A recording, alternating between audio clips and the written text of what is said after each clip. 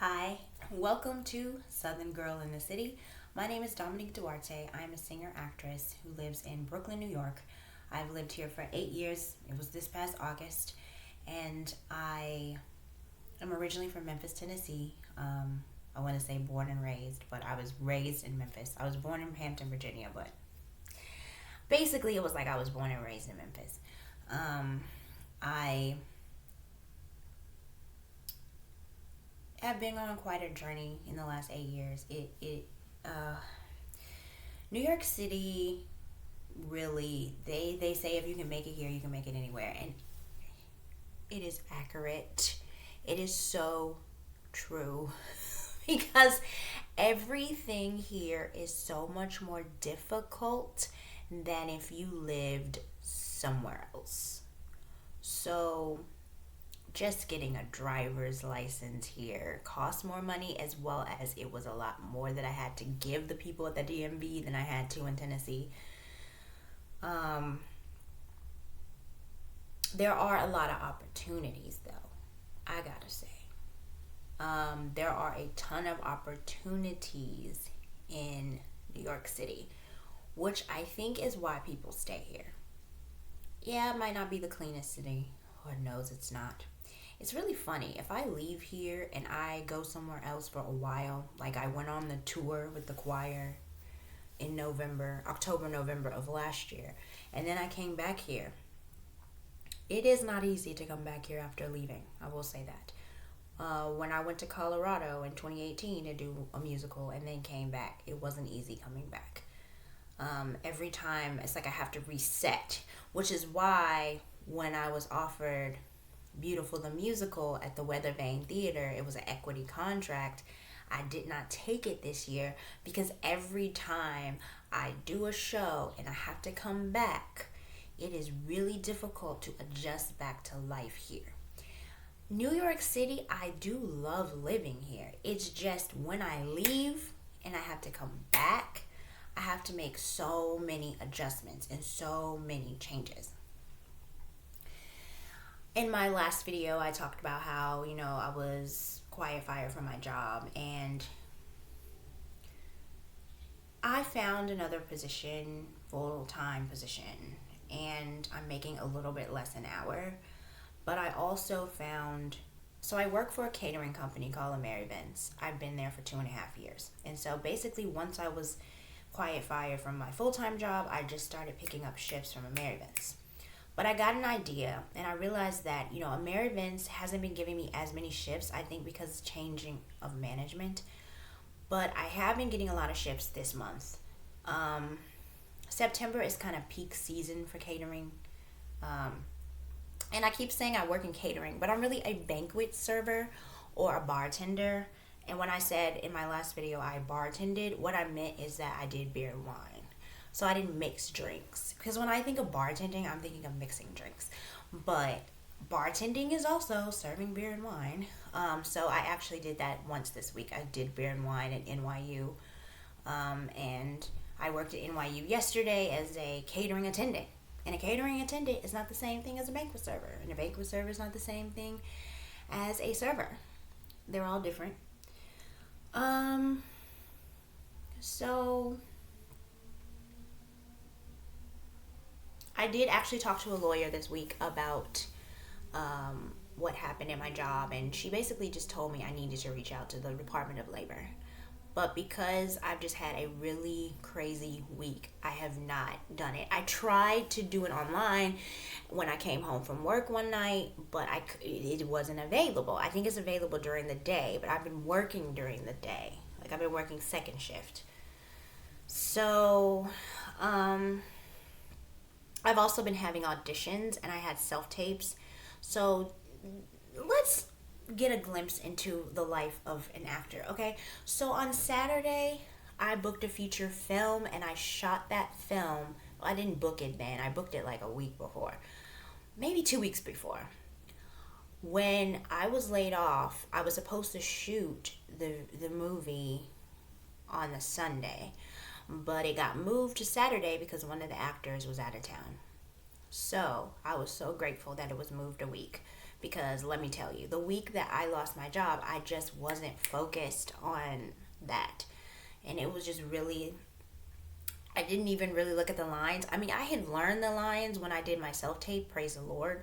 So most of the lines I kind of already knew. But then I hadn't looked at the other lines. It wasn't that many, but I just wasn't in a great headspace, and I don't really know how I would have done. I mean, I'm sure I would have done it because I'm professional, but at the same time, like, it was so nice that it was postponed a week. And so last Saturday, a week from today, I went to the Bronx. I shot a film. It was really cool. The people that I worked with were really great. They were really nice because, I mean, they made sure that I got home safely, which was nice because usually I'm kind of on my own with that. So that was really nice. It was fun. It was something different. I've never done a feature film. I've only shot 2 short films. I never got the footage for one of those short films, but I believe I'll get the footage for this because he says that he does give the footage. I pray that he does. Because for someone who's been an actor, I have very little footage of me on stage. I have very little footage of me doing short films. One of the short films I shot, I had a pretty decent role, but then I asked for the footage like 6-7 months later. She said she wasn't done editing, so I just never followed up again. I'm really hoping I get the footage for this. The role was definitely out of my comfort zone because I was actually really mean. And I don't think I usually get called back for mean roles like that, but it was different. So that was Saturday. Sunday, I was off from work, but I just was applying for jobs because I hadn't heard anything about the paperwork.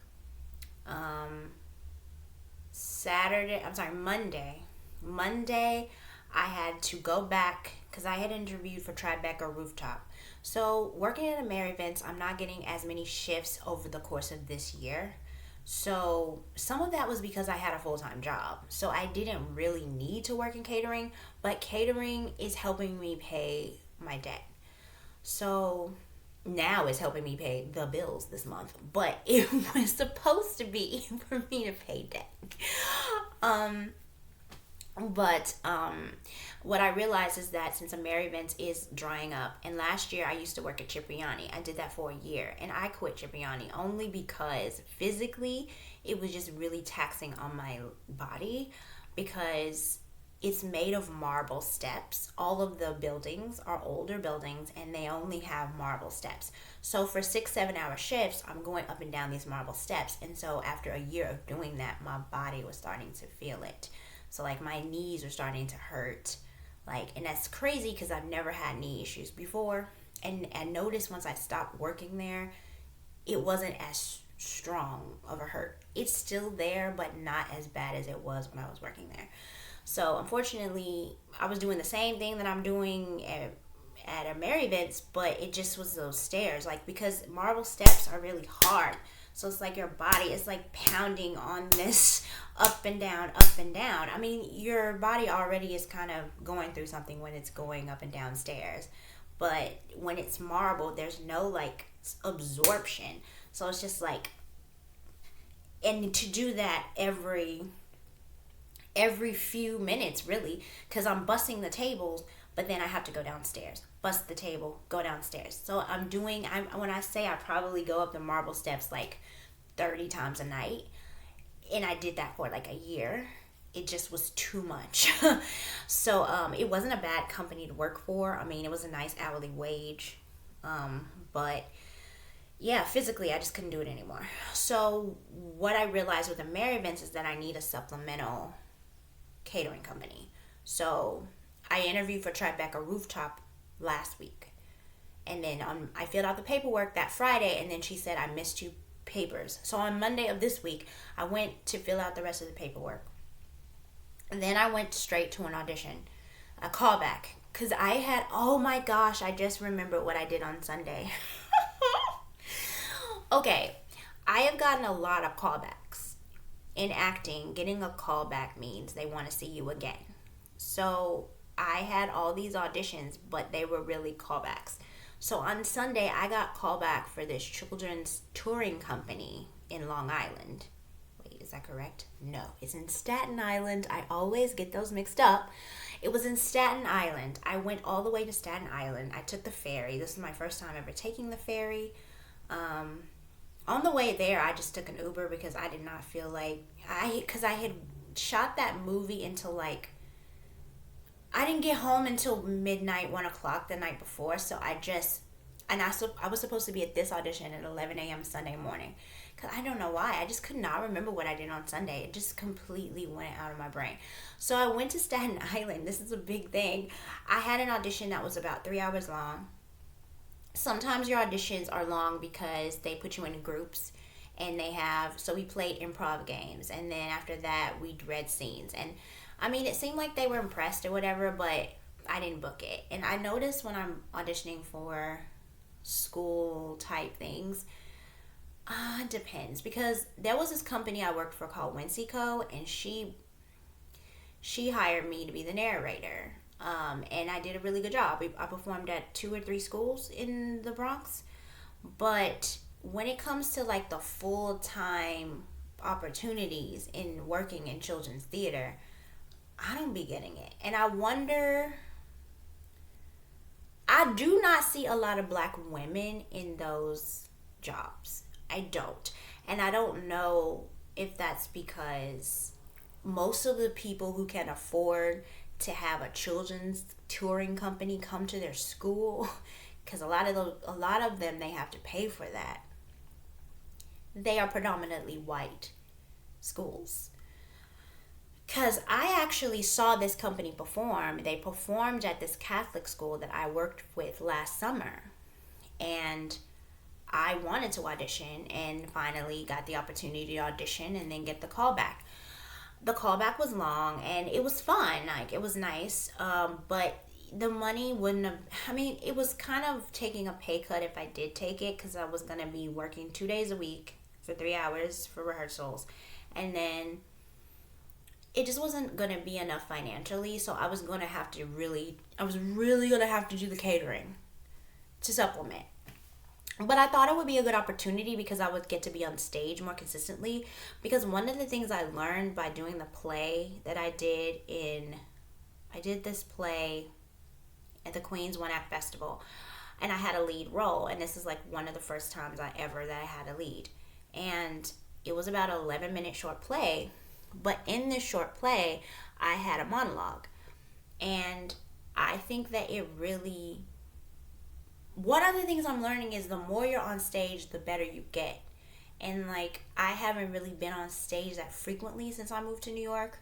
So I'm feeling like I'm kind of rusty. But I feel like when I came off of that play and I started going to auditions again, I'm starting to book more. So I think I got to work on the momentum, or now that I have the momentum, like I auditioned for the Shakespeare opportunity, and I auditioned and I felt like I did a really good job on the audition. I didn't book it, but there were 300 other people who they said submitted, and then I got the audition, which meant that I must have made some of an impression. So, that was also a callback.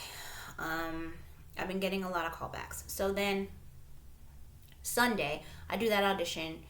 And then on Monday, I go fill out the paperwork at Tribeca Rooftop to finish it. She says she'll reach out to me about training. Then I went to an audition for a play that I had gotten a callback for.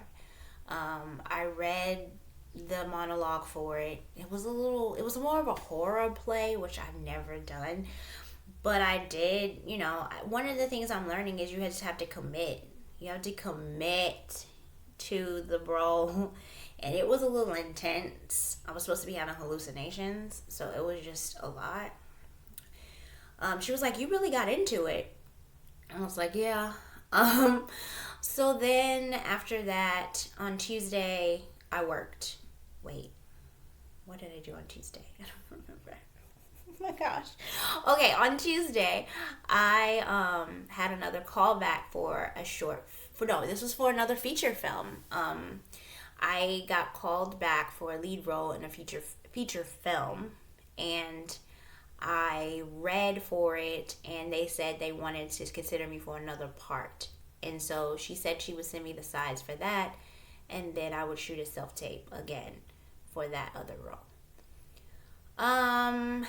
Then Wednesday I went to work. I worked at the Marriott, and I thought it was going to be different. It was the Marquis Marriott. It was an American shift, and it was actually interesting because there were people who were loading in and loading out. And so I was basically on the elevator helping them. I didn't really help them move anything. They were doing all the moving. I was just taking them where they needed to go. So I was in a freight elevator for the entire shift. It was interesting. Random. Sometimes the American shifts are random. I don't know. I was basically the elevator operator. But I mean, I've been in the Empire State Building where I just help the people who have wheelchairs and canes and strollers exit. Like, that's all I did for that entire shift in the Empire State Building when I worked. So it's interesting the types of shifts you can get. On Wednesday, actually, I was supposed to work at the One World Observatory, but then I got canceled. And so then they gave me the Marriott shift, which I'm happy they just gave me another shift because thank you, Amerivents. I gotta say, thank you for showing up. On Thursday, I worked at NYU. NYU is being a catering attendant, something that I did do at a law firm in 2022. I worked at a law firm. There are law firms that have their own dining services. What? I know, that's crazy. Like, they have their own cafeteria, and it's massive. So I was a catering attendant for this law firm, and then this time I was a catering attendant for 2 days for the NYU. It was quite intense. It was very physical. Being a catering attendant versus being a banquet server is completely different. A catering attendant really has to run around because in NYU, there are different people who are ordering the catering. So you have people who are having meetings and they want bagels and they want their breakfast foods. And then you have a party. There was a retirement party yesterday. They had a lot of food. And they're just like different things. So, and then they're not close to each other because this is a campus. This was actually the Brooklyn campus. I didn't even know there was a Brooklyn campus for NYU. But this is the Brooklyn campus. And so we're going from one building to the next to try to deliver. And then once you deliver the food and the event is ended, you have to take the food. Oh, you have to clean up and put all of the stuff, basically bust everything and put it on a cart and then go back to the basement and then to clear it off. And then towards the end, both times they asked me to stay longer, which is interesting because in American shifts, I don't usually get asked to stay longer. Usually when I am scheduled to leave, I leave. But it's not just because I leave. Because Amerivents, the way it's set up, is they already, I don't think they pay you to stay longer.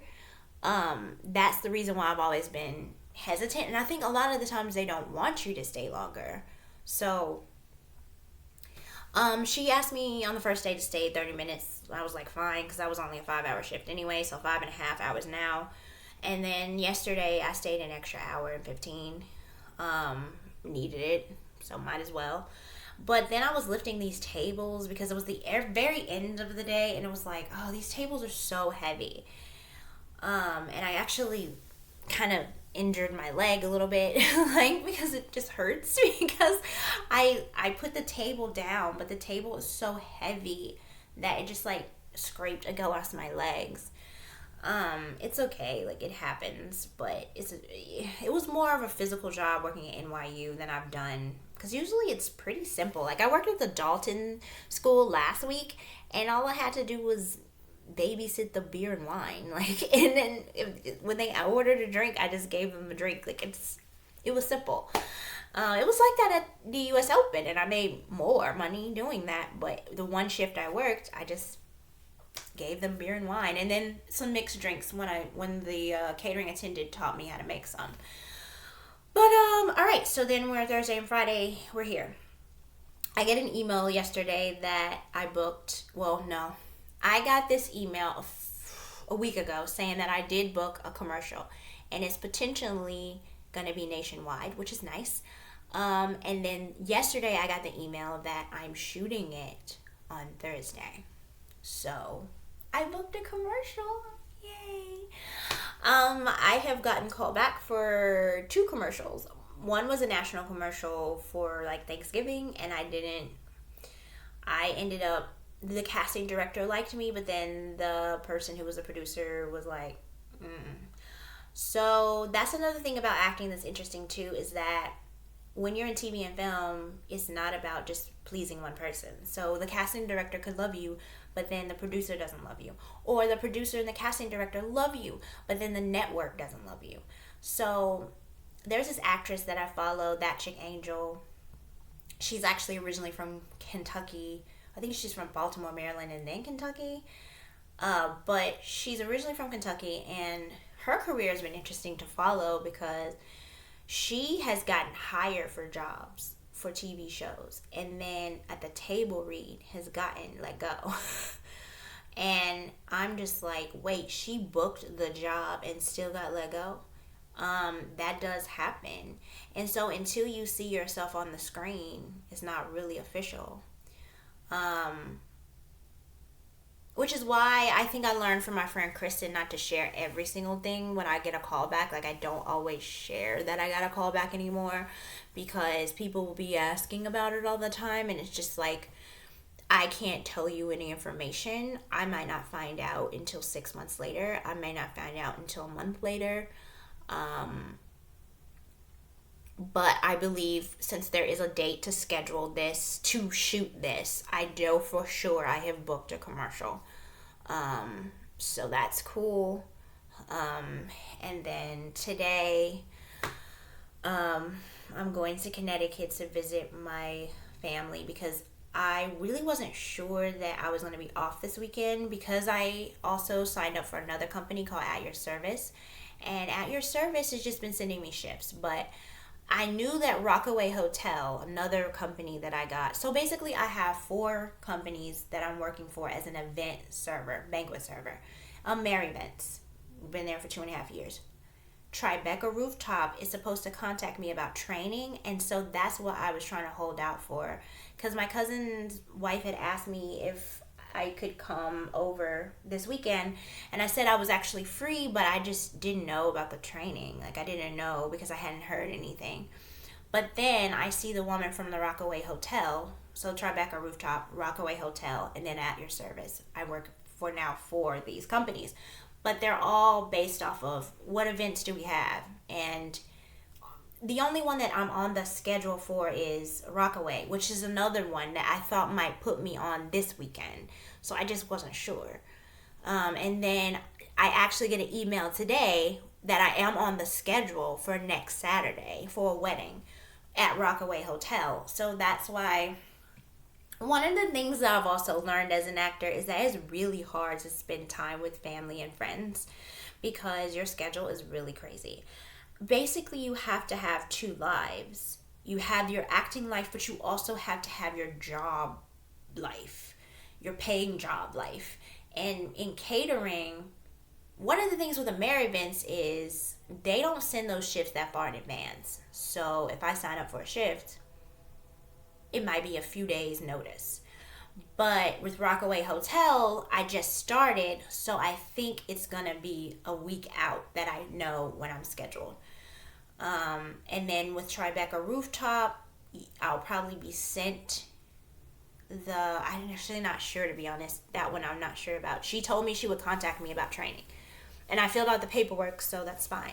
So I have 4 different options for working events, which will really help me put a dent in my debt. I also filled out all my paperwork for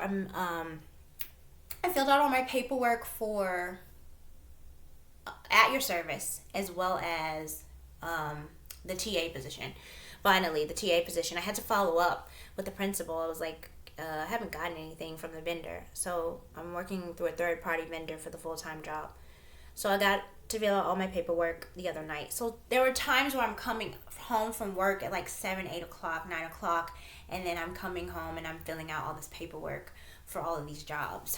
But things are set in motion. I know that I should be starting my teaching job soon. So in the state of New York, you have to do a background check. Well, you have to do that in all states, especially when you're working in education. But when I say the background check in New York State is so extensive, I'm talking, let's say I fill out my paperwork, I don't get cleared to work for usually 2 to 3 weeks later. It takes a long time to get cleared to work, which is why when I was laid off, I was kind of upset because I was like, I don't want to have to go through this process again. I have gone through the paperwork process to work in education. Let's see, 1, 2, 3, 4, 5, 6, 7, 8 times. 8 times I've gone through that paperwork process. It is long. I mean, there are times where I have had to put every address I lived at multiple times. I had to put every address I lived at for 28 years. Well, and I think the first time I saw that document, I was 28. So I'm like, you want to know where I lived when I was a baby? I don't even know where I lived when I was a baby. I asked my mom and she was like, I don't know what our address was when you were a baby because I was born in Hampton, Virginia. I'm like, I don't know that one. So I think I ended up putting my grandma, because we did live with my grandmother from the time I was a baby until I was 4. So I just used that address. And I asked my mom what it was because I didn't know. I knew it was Janet's Drive, but I didn't know what numbers it was. But she remembered the numbers. So I don't know. That was crazy. But I mean, it's not the first time. Now that I'm 34, going back 28 years is going back to Quellcrest Lane, which is where I lived for 10 years, from age 5 until I was 15. So that's a lot easier. But like going back to my baby years, I'm like, I don't know where I lived. I don't remember. And then it was in a different state. Like, who knows where they lived for the last 28 years? Just in the last 8 years, I've had 4 different addresses. So, anyway, this week has been pretty eventful. I'm still kind of... Oh, also, one of my coworkers told me that I need to still file for unemployment, just like the lawyer told me that I needed to. I have been... Like I said, I tried to fill it out and then it wasn't available when I did try. But I don't know. There's a part of me that just says don't worry about it. But I may go on and just apply.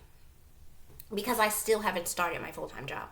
And I may not start my full-time job for 2 weeks because it takes a while to clear your background check. And I always clear. But it takes forever. I don't know why. I think it's just a very extensive background check in New York State. And it takes a while. So I'm guessing I'll start maybe the first or second week of October. I mean, it's already the 21st. So I don't know about that. But I am glad I get to see my family today. I haven't seen them in a while. I would like to spend more time with my family, but it just is really difficult with my schedule. The catering is now going to be back to my secondary once I start the full-time job. But even as a secondary position, I'm really trying to get my debt paid off. I've been in the National Debt Relief Program for a year.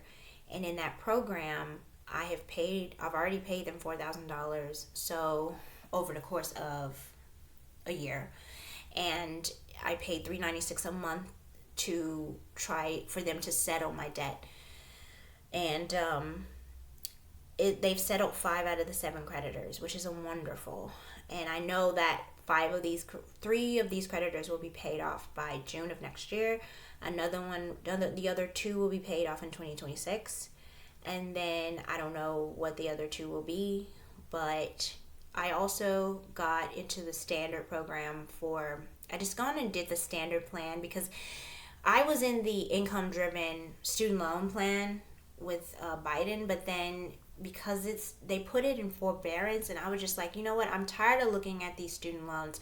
Just sign me up for the standard plan, which means I'll have to pay another $400 a month. But with the catering jobs, I will be using that money to put $400 towards my student loans every month because I'm tired of looking at them, okay? I'm tired of having them. Their interest just keeps getting higher and higher, and I'm just ready for it to be done. So my goal is to get out of debt by the time I'm 40. I know I'll be done with this national debt relief by the time I'm probably 36, 37. But my student loans, I really want to get paid off by the time I'm 40. And if not 40, at least 45. No later than age 45. Because I'm tired of looking at these student loans. They've been in my life since 2008 when I took out the first one to go to college. And you know what's crazy? I had a scholarship that covered my tuition, but it didn't cover my room and board. I graduated with $30,000 in debt, and now it is $57,000. Yay. And that's not including all the debt that I incurred in the last 8 years. That's why I'm in the National Debt Relief Program.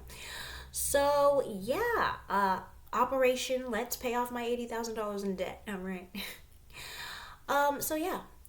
This is Southern Girl in the City. Living here can be challenging, but it has definitely taught me how to be independent and strong. And it's definitely taught me resilience. It's also taught me problem-solving skills. Problem solved. I mean, hey, I lost a job and now I've got 4. Okay? So I definitely am a problem solver. Yeah. I mean, I see the problem and I'm like, all right, let's solve this thing.